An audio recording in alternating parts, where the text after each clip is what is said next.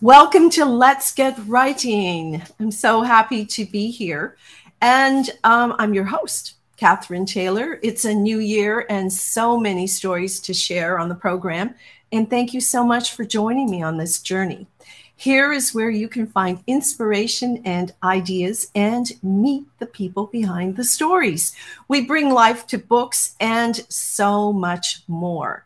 And Let's Get Writing is available each week live on my Facebook page at Catherine Taylor Media, and all shows are permanently hosted on my YouTube channel at Catherine Taylor TV. And if you like your content on the go, we're on the popular platforms for podcasts. Now, let's get to the fun part. My guests this week are the co-authors of My Indian. And not only have they contributed to the creation of this book, but they are each in their own capacities leaders dedicated to the empowerment of the Mi'kmaq First People in Newfoundland and Labrador.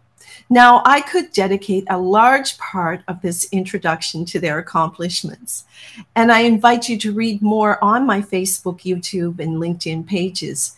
But now I want to welcome them to Let's Get Writing, where they can tell you their stories. And so let's bring them up here.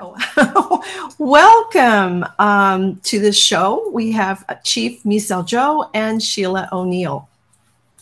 How are you? Good, I'm good. Good, we've got your audio. Excellent. Yes. Now we're coming to you from Newfoundland and Labrador. I'm in Grand Falls, Windsor, and Chief is in Conn River. And Sheila, you're out there, way out in the ocean in St. John's. So we have the island almost covered, similar to Sylvester in your book, My Indian. This is the book we're talking about today. Well, I'm so happy to have you here on the show. And you've been, I'm going to hold it up, you've been on the cover of the Newfoundland Herald, and now you're here on Let's Get Writing. And I gave a brief introduction to each of you, and there's so many things that you have been doing. But I'd like to start by asking you to talk about the project and why it started, why it came about. And let's make this easy. I'll start with you, Chief. Okay. Well, for my part, it started 200 years ago with my relative that guided Cormac across Newfoundland. And I've heard the stories for years and years, and finally decided that it was time to do something about it. No known history that I could find that tells Sylvester's true story. So we sort of had to go with the historical fiction version and sort of create a person and then create a story around that. And this where Sheila comes in, of course, and to be the co-writer, co-author. I keep telling her I'm the storyteller. You're the writer in this partnership. Well, you know, every partnership has to have a balance. Oh, absolutely. And if you both came in with the same skills, well, that might not work out as well. But Sheila, how about for you? How did were you approached by Chief, or did you run across this over a coffee? How did it all get started? Oh, well, I was at powwow in Conn River, and Chief approached me and said, "I've got a project I'm wondering you might be interested in talking to me about." And I said, "Sure." So I grabbed what I call a scribbler and a pen and went over to his house and sat out on the deck. And he said, "Sheila, I've got an idea and I'd like you to help me put it together." And he was telling me the story of Sylvester Joe and how he wanted to write the story. And I started scratching down notes as fast as I could as he was talking. And I said, "My goodness, you've got the entire outline of the book right here already." And so that was July of 2017, and so it began. And so it began. That's when I was wondering, and it's interesting that when you talk about the oral tradition, which is a big part of your culture and actually the culture of Newfoundland, but that gave you that outline just by sitting down and talking to him. Yes. Yeah. So had you been telling, Chief, had you been telling the story yourself for many years? Absolutely. And listening to the story and telling myself the story. My first book that I wrote, actually, I told myself the story on a tape recorder, and then later I had it published. But this was a little easier to some degree. I would tell Sheila the story, and she would try and write it, keep up with me, but I get so wrapped up in the story at times I forget that she's typing this while I'm talking, and didn't always make for a good laugh. Probably improve your skills, Sheila.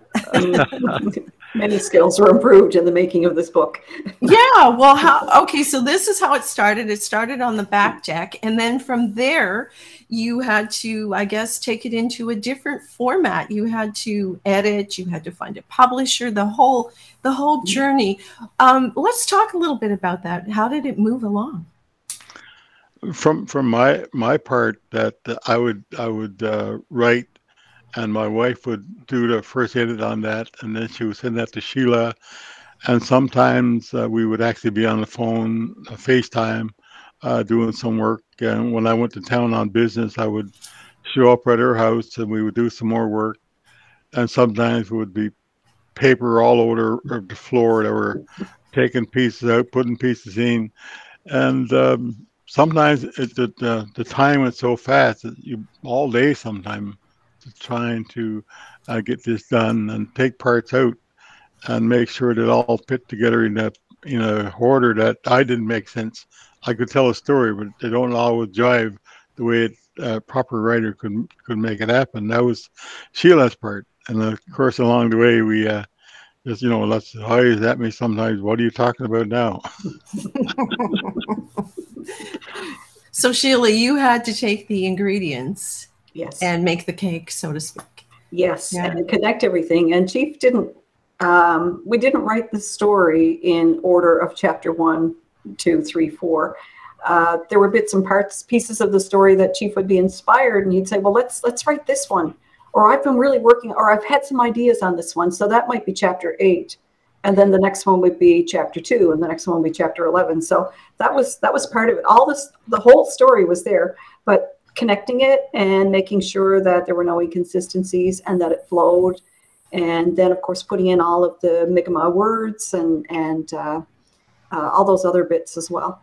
Yeah, and the book is it's quite informative to anyone reading. There, in the back, there are words and numbers and giving you the different guide through there. And there's some photographs and questions and all kinds of interesting things that make it's a wonderful read, a story that it touches on things that are so important, the environment, things that were important to Sylvester, and certainly the preservation of the Beothics and all of that. And then you take it and you put it in. It's such a beautiful read, and then it's almost a way to learn more about the culture. And what I wanted to ask you, when you wrote it, why did you write it? Was that what you hoped to spread the word about Sylvester? And yes, go ahead.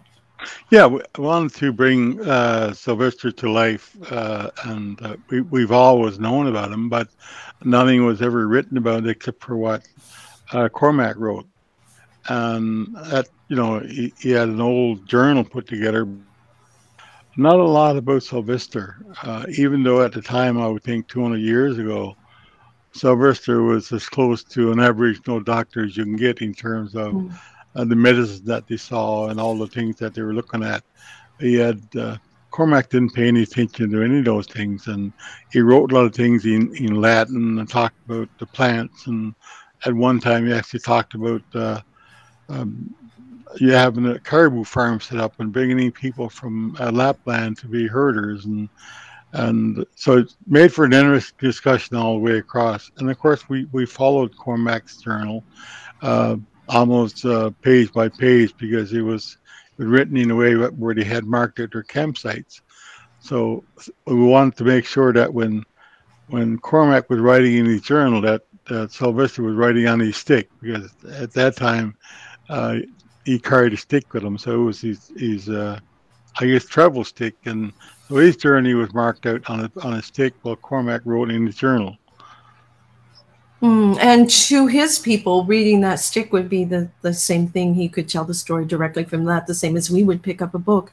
I thought that was so interesting. And I personally was so frustrated by Cormac's attitude toward the help that Sylvester wanted to bring him, with the plants and with ways to stay warm and safe.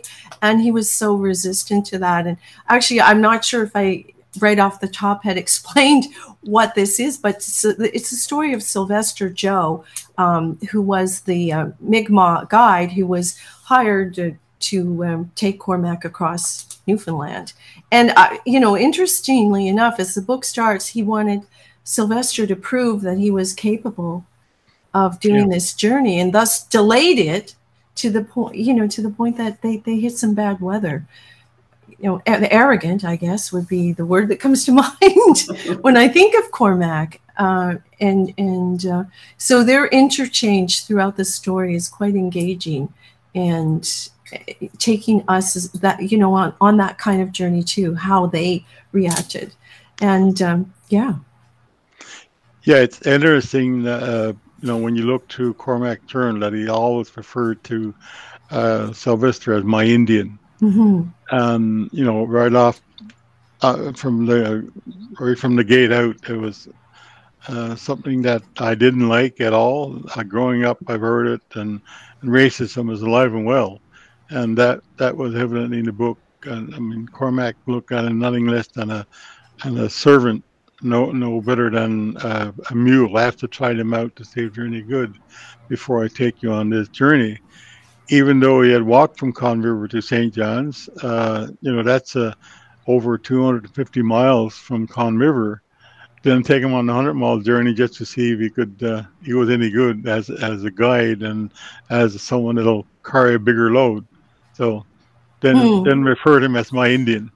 And I wanted to ask you both about that, the title of the book, My Indian, because I know that you together had some discussion about that. So, Sheila, what do you have to say about the title?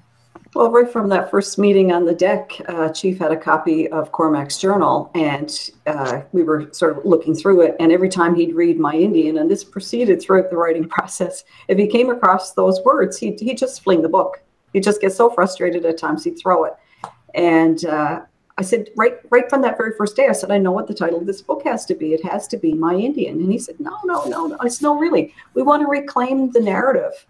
I know it's going to be controversial, so I guess I talked Chief into it, and then we talked Breakwater into it, because we want to reclaim the narrative, and we want people to understand that this was the norm at the time, to refer to your guide in that way. 27 times right from page 1 in the original journal. Cormac called Sylvester my Indian. And Sylvester Joe is a person of national historic significance for being one of the very first Mi'kmaq guides. And so on the one hand, you have this human who's got, such a designation, and yet his name was, Cormac rarely used his name. Actually, there was, I think I have it marked, it was in page 43. And the test of fidelity. But the next day, I may not say this correctly, Suliawe returned to St. John's, where he finally met up with Cormac. Cormac said to Suliawe, "From now on, you will be my Indian." Suliawe responded, "My name is not my Indian. My church name is Sylvester." Cormac said, "I will call you Sylvester, but nevertheless, you're my Indian." Again, Suliawe said, I'm not your Indian." Cormac replied, "You're my Indian." And that was the opening of that chapter. And I noted it because I knew we were going to talk about the title, and just the feeling you have from reading that he did not respect him as Sylvester. It was just someone who was going to help him go across the island. Mm-hmm. Actually, he made a good choice, because I don't think he would have made it. He did do that. Well, he also, Sylvester also started calling Cormac El Glazio, which means white man, my white man. So, and he didn't give Cormac a translation. He just continued to call him that. He said that, it means you're my boss. Yeah, something like that. Something like that, yeah. But, and so when Sheila was pushing for you to take this title for the cover of the book, did you push back, or did you see her point of view right away? No, I don't think I pushed back at all. It was a good title, and we knew we were going to create a little bit of fuss around. And of course, you know, I've been for years talking about the racism and prejudice that we deal with every day as Aboriginal people, and have a book that we wrote called My Indian, sort of jumping right into the fire. But it was a good timing when the book came out at the time when the problems of Newfoundland would change the Red Indian Lake to from that to another name, which is now the Biotic Lake, I believe it is called. So the two sort of came together, and that helped too, I think. And I'm just going to bring I'm not sure how this is going to play out on the screen. I'm trying to show this in the stream. There we go. There is the cover of the book, because I wanted to also mention that the artist for this cover, Jerry Evans, and he's a Mi'kmaq artist who was born and raised here in central Newfoundland. And you pointed out to me the other day some of the things in this cover that I wish you would share with the audience. Okay, so when Jerry did the cover work for us, he made sure that the clothing was historically accurate. So the clothing, the skin boots that you see that Sylvester is wearing and that Cormac is wearing would be accurate to the time. Also, you can see right behind Sylvester is his bundle, and that bundle is a replica of Chief Joe's actual bundle, which is available for viewing in the rooms. And so even, you know, the axe and basically the setting. And also, if you look way off in the distance, I'm not sure if you can see it on the screen, but if you look at the actual cover, you can see smoke in the distance, and that's significant to the story. Right. That could be the biopic that he was not going to lead Cormac to.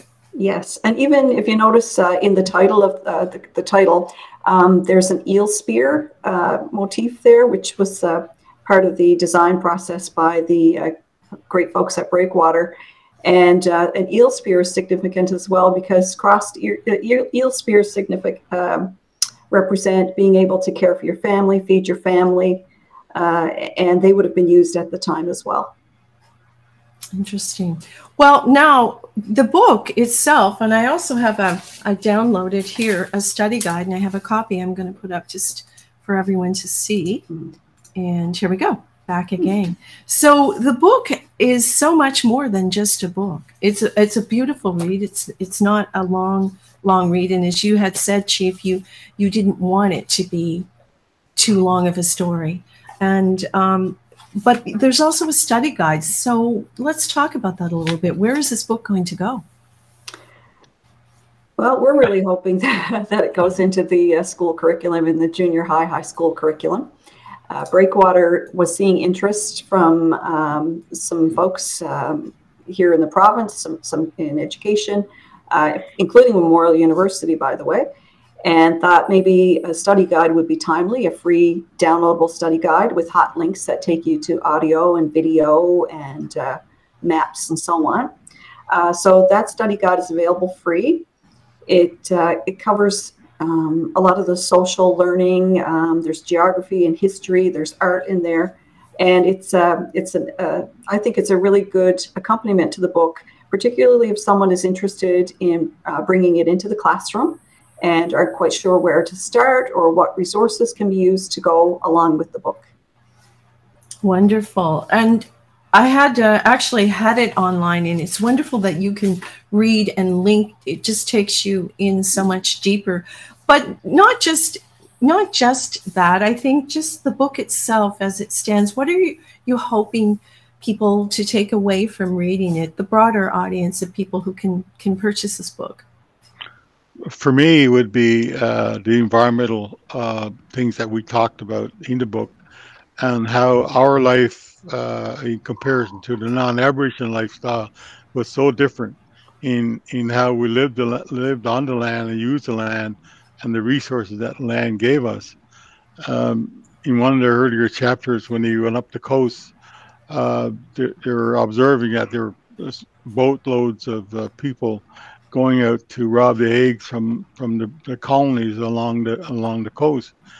And our people, I was with my grandfather at one time, and we found a goose nest, And my question is, why not take them all? They said, no, no, no. We need to come back. They need to come back every year, and this you don't do that. And so Sylvester would have been amazed at that time in 200 years ago that people were actually killing off wild birds by taking all the eggs. That includes seagulls and the great hawk and a lot of other birds that was around at the time. I think that message comes through very strongly in the book, to respect the environment and where we live and the land from which we come. Sheila, you look like you have something to add. Well, I do. For me, I think it's really important that any reader considers the source of what they're reading. I know that myself, along with many others in this province, were taught in the grade 5 history book that the Mi'kmaq were brought over by the French to kill off the Beothuk.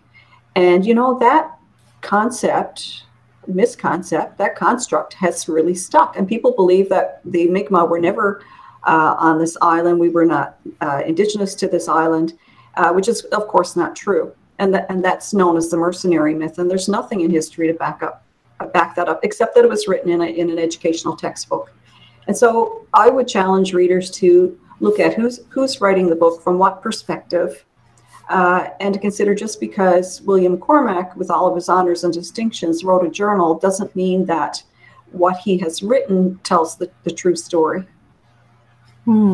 And this is something that came to mind as I was reading and researching this material, is that your history has always been, or most often, an oral tradition, and now you are taking it and writing your own history. Has this been done before, or are you really breaking ground here? In Newfoundland, maybe, but not in other parts of the Maritimes.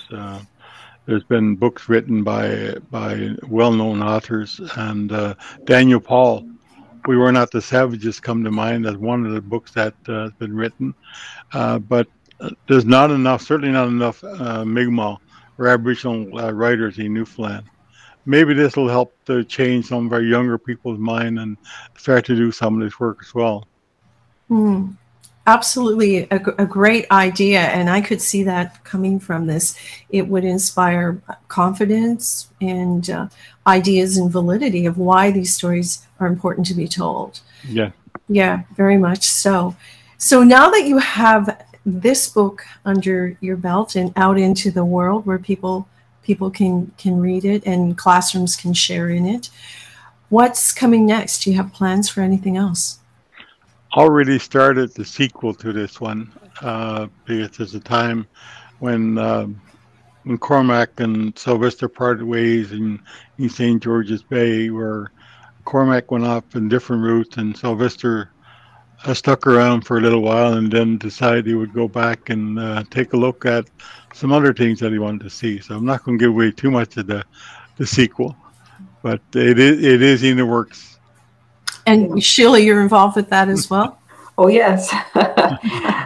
So it's going to start in 1822 when Sylvester leaves Cormac, and it's going to cover the period from 1822 to 1828. In history, that's the only other reference to Sylvester Joe, when Cormac approaches him and asks him to accompany him to Red Indian Lake. And that's the time when Cormac takes the skulls back to Scotland for study, the Beothuk skulls. So we're gonna give, this is going to be not a historical fiction, but more fiction, perhaps, where we're going to create the environment that Sylvester lives in and travels in from 1822 to 1828.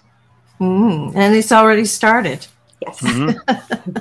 I think your spring and summer is going to certainly be occupied.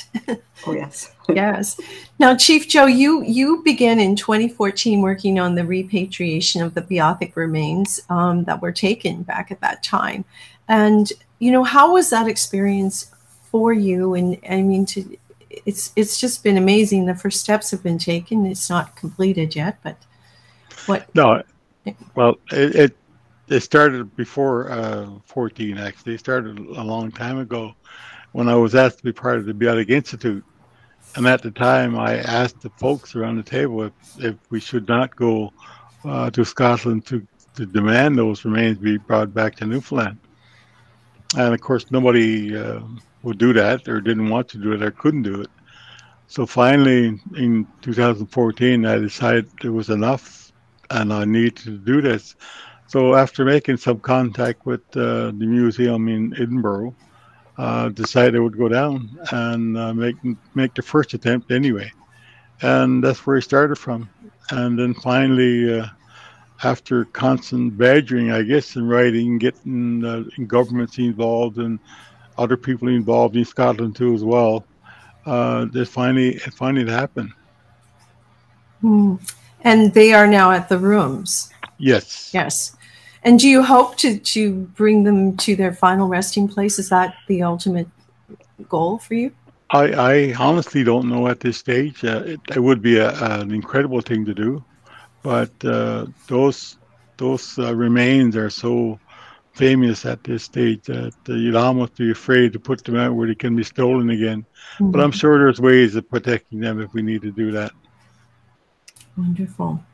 Well, I want to thank you both so much for the time coming here on the show to talk about the book. And certainly, are there any final thoughts or words that you'd like to share with people on this topic and around the book? For me, I would want people to read the book and then start calling filmmakers. It would make a great movie. We talked about that. It would make a great movie, and just that journey across the island might be a little more challenging in some places. Well, not really, if you think what they traveled over. Yeah, now, the flooding in a lot of those areas now, and I guess if you had a canoe at every lake that you had to cross where they walked, that would be one way of doing it. Yeah, that could work. Yeah. And Sheila, any final words for people? Well, I just, again, as Chief said, I encourage people to pick up the book and read it. It's not a long read. People that have read it have said it sounds like they can hear someone reading it to them, which I thought was one of the greatest compliments. And enjoy it. And hopefully, if any teachers are listening, we would love it if you brought it into your classrooms, and we might even be delighted to be guest speakers if that's a thing. Oh, well, you'd be wonderful guest speakers. I want to thank you so much for your time today, and to thank our audience for joining us. And again, I'm going to just pop up my copy, which is well read, and encourage you to take the book and read it. Thank you. Have a great day. Thank you. Bye now. Thank you for joining us, folks. Bye.